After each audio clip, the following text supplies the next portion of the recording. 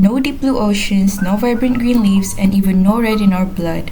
That world would exist if not for the unique chemistry we are about to explore today. Good day to everyone. My name is Ciara, and today we are pulling back the curtain on the molecular architects of the periodic table.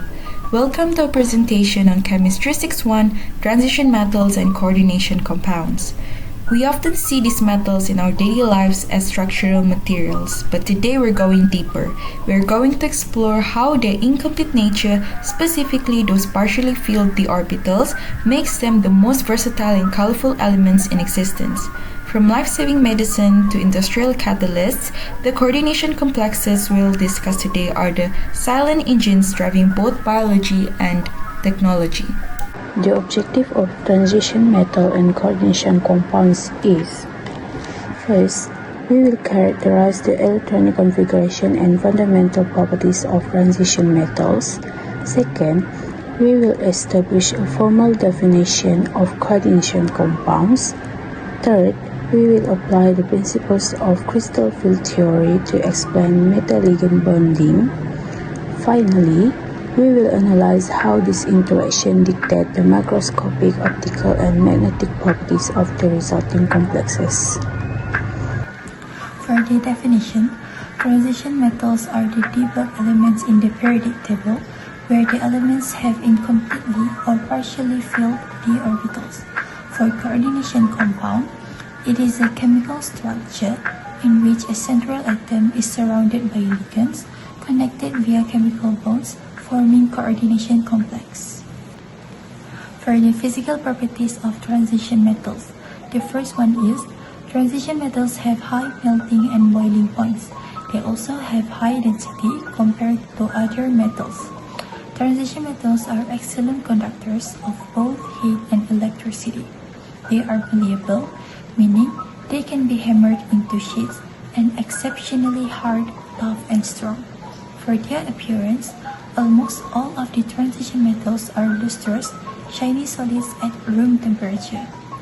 For the chemical properties, the first one is transition metals are significantly less reactive than alkali metals. They have the ability to form colored compounds, and transition metals can lose different numbers of electrons, meaning they have variable oxidation states. They are also frequently used as catalysts to speed up chemical reactions. And the last one is, they have the unique ability to form complex ions. Transition metals has variable oxidation states. They can lose different numbers of 3d and 4s electrons, leading to a variety of stable oxidation states. This is because the energy difference between 3d and 4s subshell is small, so both can be lost equally. As a result, the electrons in the highest s shell tend to be lost first rather than the electrons in the d shell. Formation of colored compounds. The transition metals form colored compounds because ligands split the d orbitals into different energy levels. The electrons absorb the specific wavelengths of light to move between these levels, which is d-d transition. The seen color is from the wavelengths not absorbed and depends on the metal ion, oxidation state, and the type of ligands. Catalytic properties. Transition metals act as catalysts because they can change oxidation state easily, can absorb reactant onto their surface or form intermediate compounds, and can use empty d orbitals to form temporary bonds. For magnetic properties, transition metals and their coordination compounds exhibit magnetism primarily due to unpaired d electrons, acting as tiny magnets that cause them to be attracted to magnetic fields, which is paramagnetism, with the strength depending on the number of unpaired electrons. These properties are key to understanding their behavior, with crystal field theory explaining how ligands influence orbital splitting to create high spin or low spin state, affecting the overall magnetic moment, which can be calculated using the spin-only formula. Alright, now let's dive into the heart of coordination chemistry. At the core of every coordination compound is a central metal atom, but what truly defines its behavior are the ligands. A ligand is an ion or molecule, like water or ammonia, that binds to the central metal to form a complex. In chemical terms, a ligand acts as a Lewis base. It possesses at least one lone pair of electrons, which it donates to the metal to create a coordinate covalent bond. To understand it better, think of the metal as a host and the ligands as guests that bring their own electronic gifts to the table. Now let's move on to the types of ligands. First, we have monodentate ligands, where these ligands have only one donor atom and it forms a single coordinate bond with the central metal ion. Common examples include neutral molecules like water and ammonia, or ions like chloride, cyanide, and hydroxide. And even though they only attach at one spot, they are the building blocks of many famous complexes. Moving up in complexity, we find bidentate ligands. These ligands have two donor atoms and it can form two coordinate bonds to the same metal ion simultaneously. A classic example is ethylene diamine, often abbreviated as EN. Look at how it uses two nitrogen atoms to grip the metal. Another frequent flyer in this category is the oxalate ion. These ligands are significant because they start to form stable ring structures with the metal, a phenomenon known as the chelate effect. Finally, we have the heavy hitters, polydentate or chelating ligands. These molecules have three or more donor atoms, and they don't just bond, they essentially wrap around the metal ion like a cage. What I mean by this is, this cage effect makes these complexes incredibly stable. A prime example is EDTA, which has 6 donor points and is used in medicine to trap and remove toxic metals from the bloodstream because its grip is nearly impossible to break. Alright, so how does this bond actually form? It is a beautiful example of a Lewis acid-base interaction. And in this relationship, the central metal ion, usually a transition metal with empty valence orbitals, acts as the Lewis acid or receiver. The ligand acts as the Lewis base or giver, donating its lone pair. This results in coordinate covalent bond, also known as a dative bond, where both electrons in the bond come from the ligand. Next is a step-by-step formation. It is important to note that complexes don't just appear instantly. They often form in a stepwise manner. So ligands attach one by one until the metal reaches its maximum coordination capacity. The strength of a variability of this formation is measured by the formation constant known as Kf. A high Kf value tells us that the complex is exceptionally stable and the equilibrium lies far to the right, meaning the metal really wants to stay bonded to those ligands. Next is the coordination number and shape. The number of coordinate bonds formed is called coordination number, and it determines the 3D geometry of the ion. For instance, a coordination number of 2 typically results in a linear shape. A number of 4 can lead to either tetrahedral or square panel geometries, while a coordination number of 6, the most common for transition metals, will create an octahedral shape. So this shows that chemistry isn't just about formulas, it's about the physical architecture of space. So lastly, to bring this to life, let's look at the aqua complex. When transition metals dissolve in water, they aren't just floating around naked, they immediately surround themselves with water ligands. A perfect example is copper sulfate solution. That brilliant blue color isn't just from the copper itself, but it arises from the specific way the water ligands interact with the copper ion's d electrons. So this interaction splits the d orbitals, allowing for light absorption and giving us the vibrant color we see in the lab. Central to the study of these compounds is the CHM number, defined as the total count of ligand donor atoms directly bonded to the central metal cation. As illustrated in these examples, the coordination number directly governs the spatial arrangement or geometry of the complex. An iron 2-hexa aqua complex exhibits a coordination number of 6, resulting in an octahedral geometry. Conversely, a coordination number of 2, as seen in the silver amine complex, yields a linear geometry. For a coordination number of 4, the complex may adopt either a tetrahedral or a square planar configuration, depending on the metal's electronic state and the nature of the ligands.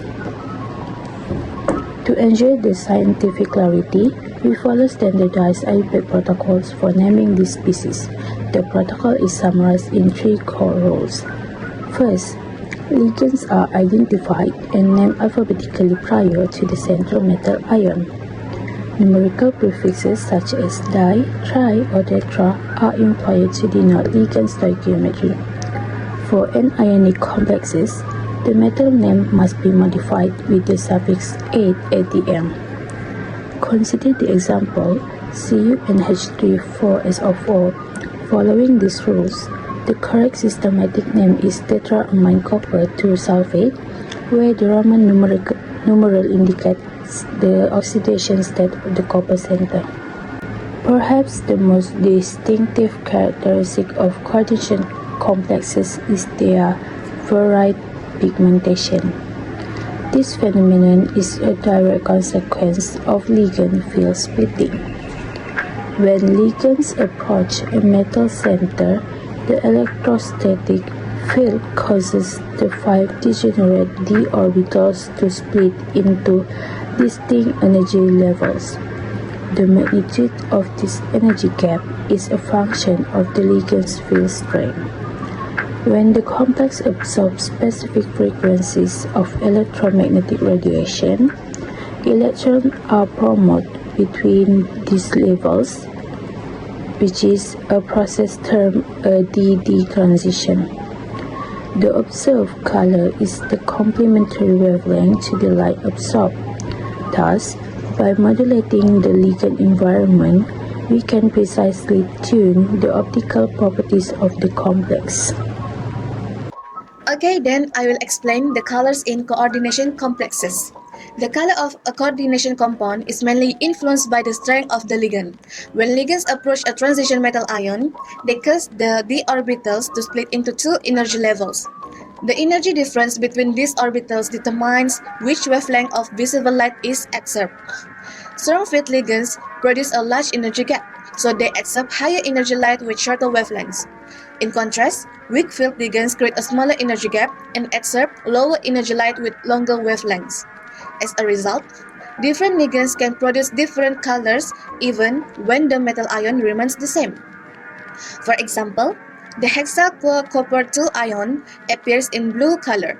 When the water ligands are replaced by ammonia ligands, the tetraamine copper 2 ion is formed, which appears deep blue. This happens because ammonia is a stronger field ligand than water, leading to greater d orbital splitting. Another example is the hexafluorocobaltate 3 ion, which appears yellow due to the weak field nature of fluoride ligands. The color we observe is actually the complementary color of the light absorbed, as shown in the color wheel. Therefore, changes in ligand type directly affect the color of coordination compounds. Application of transition metals and coordination compounds. The transition metals and coordination compounds are not just found in a textbook, they are essential to life, health, and industry.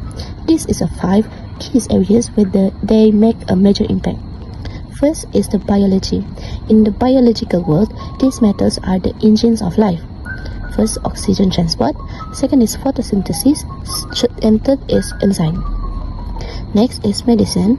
In healthcare, coordination chemistry is a powerful tool for both treatment and diagnosis.